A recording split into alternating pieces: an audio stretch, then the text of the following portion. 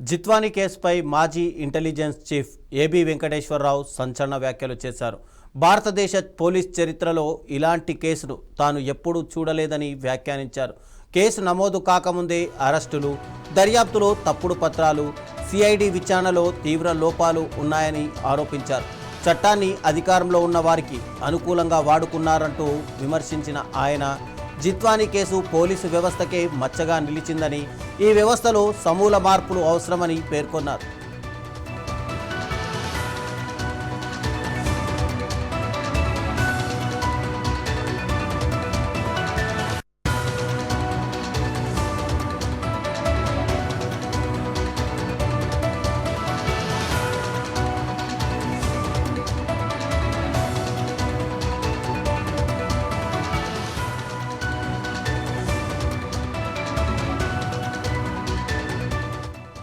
సినీ నటి జిత్వానీ కేసుపై మాజీ ఇంటెలిజెన్స్ చీఫ్ ఏబీ వెంకటేశ్వరరావు సంచలన వ్యాఖ్యలు చేశారు.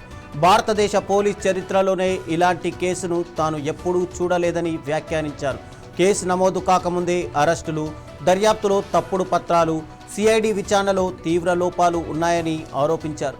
చట్టాన్ని అధికారంలో ఉన్న వారికి అనుకూలంగా వాడుతున్నారంటూ విమర్శించిన ఆయన జిత్వానీ కేసు పోలీసు వ్యవస్థకే మచ్చగా నిలిచిందని, ఈ వ్యవస్థలో సమూల మార్పులు అవసరమని పేర్కొన్నారు.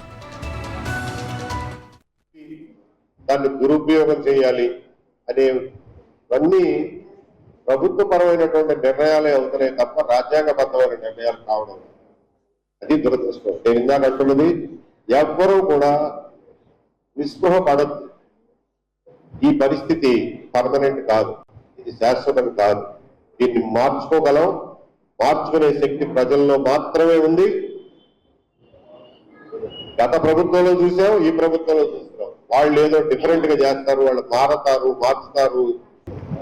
ఆ తర్వాత కోర్టు బెయిల్ ఇచ్చి విధించినటువంటి షరతులకు లోబడి ఇంకొక 2 నెలల్లో ఇక్కడే చుట్టుపక్కల ఇబ్రహీంపట్నంలో ఒక హోటల్లో రూమ్ తీసుకుని ఉండేవారు. ఈ లోపల ఎలక్షన్లు అయిపోయినాయి. అయిపోయిన తర్వాత ఈ కథ యొక్క అసలు రంగు బయటకు వచ్చింది.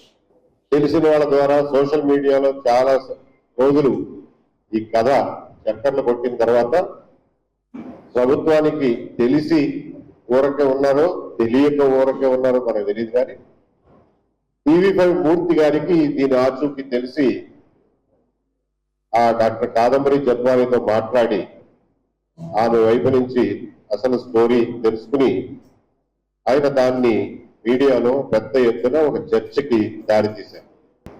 దాని ప్రకారం జరిగింది ఏమిటి అనేది లోకమంతా తెలిసింది. సుమారుగా సెప్టెంబర్ 6, 7 తారీఖుల్లో ఈ స్టోరీ, ఈ కథ TV5లో బద్దలైన తర్వాత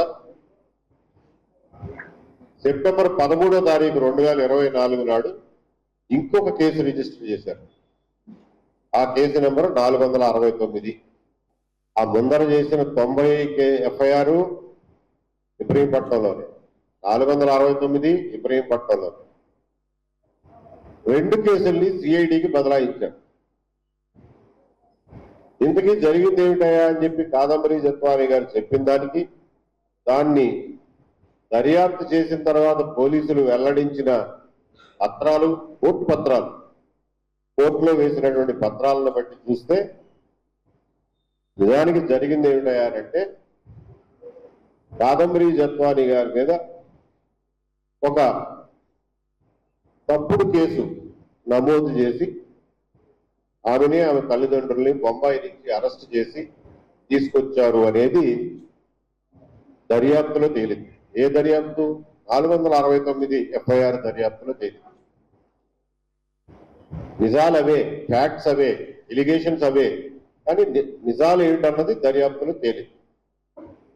ఆ తేలిన దర్యాప్తుని కోర్టులో సబ్మిట్ చేసినటువంటి వివిధ పత్రాల ద్వారా ఆంధ్రప్రదేశ్ పోలీసులు, సిఐడి పోలీసులే కోర్టులకు తెలియజేశారు. ఇప్పుడు ఈ కేసులో ఈ 469లో నిందితుడు